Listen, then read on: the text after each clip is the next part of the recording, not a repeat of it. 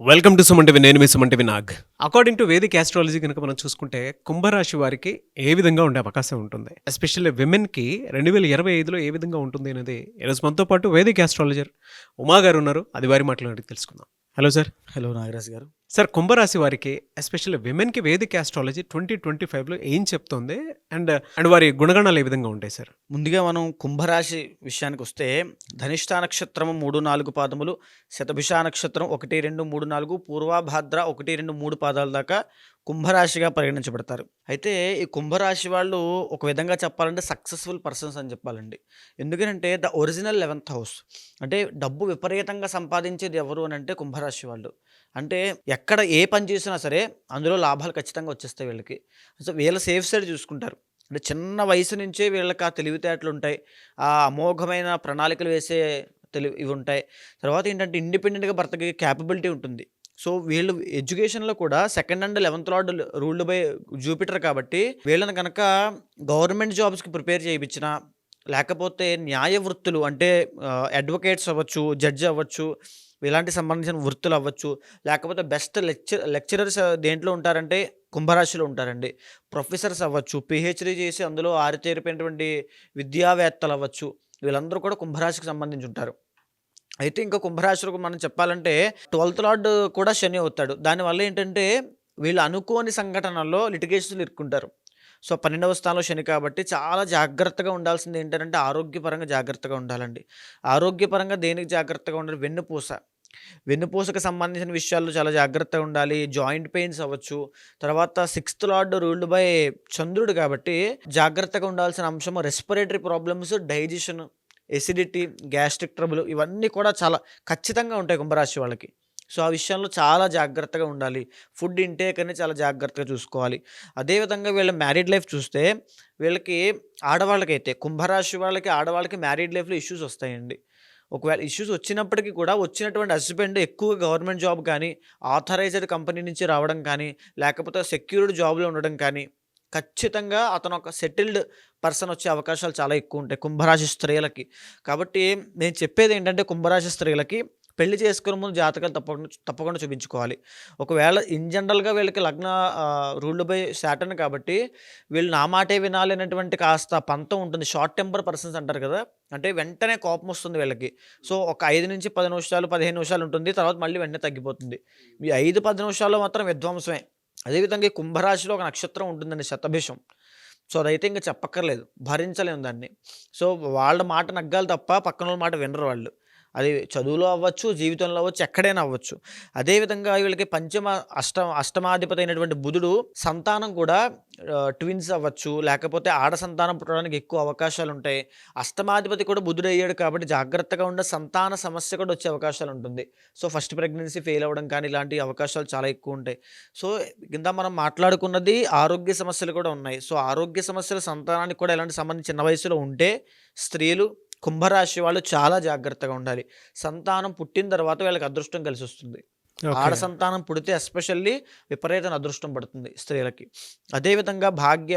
So వీళ్ళకి ఏంటంటే శుక్రుడు మంచి యోగకారకుడు అవుతాడండి. అంటే వీళ్ళు ఏదైనా సరే ఒక రకమైనటువంటి కన్స్ట్రక్షన్ ఫీల్డ్లోకి వెళ్ళినా, అంటే ఆడవాళ్ళ కెరీర్ పరంగా కన్స్ట్రక్షన్ ఫీల్డ్లోకి వెళ్ళినా, రియల్ ఎస్టేట్ చేసినా, లేకపోతే మ్యానుఫ్యాక్చరింగ్ యూనిట్స్ చేసినా, అంటే మళ్ళీ 10th లార్డ్ కుజుడు అవుతాడు కాబట్టి మ్యానుఫ్యాక్చరింగ్ యూనిట్స్ చేసినా, లేకపోతే క్రియేటివ్గా వీళ్ళు ఏం చేసినా, అంటే వీళ్ళ ఉద్యోగానికి క్రియేటివ్గా అన్ని విధాలుగా ఉంటారు. బెస్ట్ అడ్మినిస్ట్రేటర్స్ ఎవరు ఉంటారంటే కుంభరాశి వాళ్ళు. ఎలా సార్ మ్యారిటల్ రిలేషన్ ఎలా ఉంటుంది వీళ్ళకి? మ్యారిటల్ రిలేషన్ ఆల్మోస్ట్ ఒక 70-30 అండి. ఎందుకంటే 7th lord ruled by Ravi కదా, ఆడవాళ్ళకి సప్తమ స్థానం రవి. 70-30 అంటే 70% బాగుంటుంది, 30% ఖచ్చితంగా ఇబ్బందులు ఉంటాయి. కుంభరాశి స్త్రీలకి ఖచ్చితంగా మ్యారీడ్ లైఫ్లో ఇష్యూస్ ఉంటాయి. సంతాన విషయంలో అంత ఇబ్బందులు ఏముండవు, కానీ ఆడ సంతానం పుడితే మాత్రం రాజయోగం పడుతుంది. కుంభరాశి స్త్రీలకు ఆడ సంతానం ఫినాన్షియల్గా చెప్పాలంటే వీళ్ళు వచ్చినటువంటి స్పౌస్ ద్వారా, అంటే భర్త ద్వారా సంపాదిస్తారు. భర్త యొక్క సపోర్ట్ వల్ల, వాళ్ళ యొక్క ఫైనాన్షియల్ సపోర్ట్ వల్ల విపరీతంగా వస్తాయి. 2025లో ఎలా ఉంటుంది సార్ వీళ్ళకి? ఇక్కడ 2025 అనే విషయం వస్తాయండి, 2 విషయాలు జరగబోతున్నాయండి. శని మార్చి 30 తర్వాత మీనంలోకి వెళ్ళబోతున్నాడు, 30 సంవత్సరాల తర్వాత. సో అది వీళ్ళకి సెకండ్ హౌస్ అవుతుంది. సో దీనివల్ల ఆశలు పెరిగిపోతాయి. నాకు ఆ జాబ్ వచ్చేస్తది, ఈ జాబ్ వచ్చేస్తది, అక్కడ డబ్బులు పెడితే నాకు డబ్బులొచ్చేస్తాయి. సో, అది ఇది అంటే ఆశలు నిరాశ అయిపోవడం లాంటివి జరుగుతాయి. కొత్తగా అప్పులు చేసేటువంటి ధన సంబంధిత విషయాల్లో ఇబ్బందులొస్తాయి. ఆర్థిక సమస్యలొస్తాయి. ఈ విషయంలో జాగ్రత్తగా ఉండాలి. మాటండి.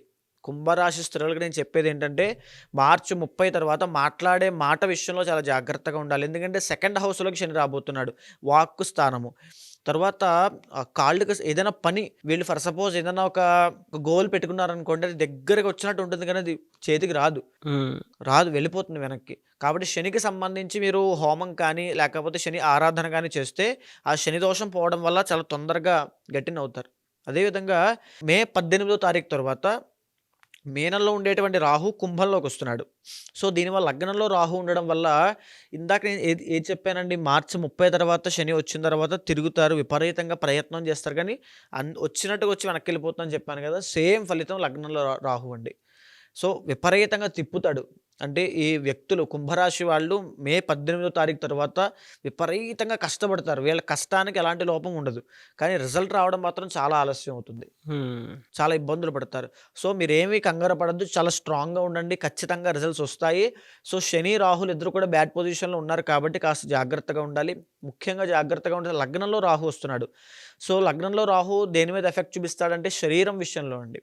ఫిజికల్‌గా ఆరోగ్య సమస్యలు తీసుకొచ్చి పెడతాడు. ఇప్పటిదాకా వాళ్ళకి జన్మశని నడిచింది. సో, ఆరోగ్యపరంగా ఫోకస్ చేశాడు. సో, లగ్న రాహు కూడా ఆరోగ్యం మీద ఇబ్బంది పెడతాడు. కాబట్టి ఏ మంత్‌లో ఎలా ఉండొచ్చండి అది? ఏ మంత్‌లో ఎలా ఉంటుందంటే, ఉదాహరణకి గురుడు ఉన్నాడండి. ఇప్పుడు మే 15వ తారీఖు తర్వాత మిథునంలోకి వెళ్ళబోతున్నాడు. మిథునం వచ్చేసి పంచమ స్థానం అవుతుంది వీళ్ళకి. సో, పంచమ స్థానంలోకి అంటే మే 15వ తారీఖు వెళ్ళిన తర్వాత గురుబలం ఎక్సలెంట్‌గా ఉంటుందండి. ఎవరికి? కుంభరాశి వాళ్ళకి. ధనం విషయంలో, డబ్బు విషయంలో చూసుకోవాల్సిన పనుండదు.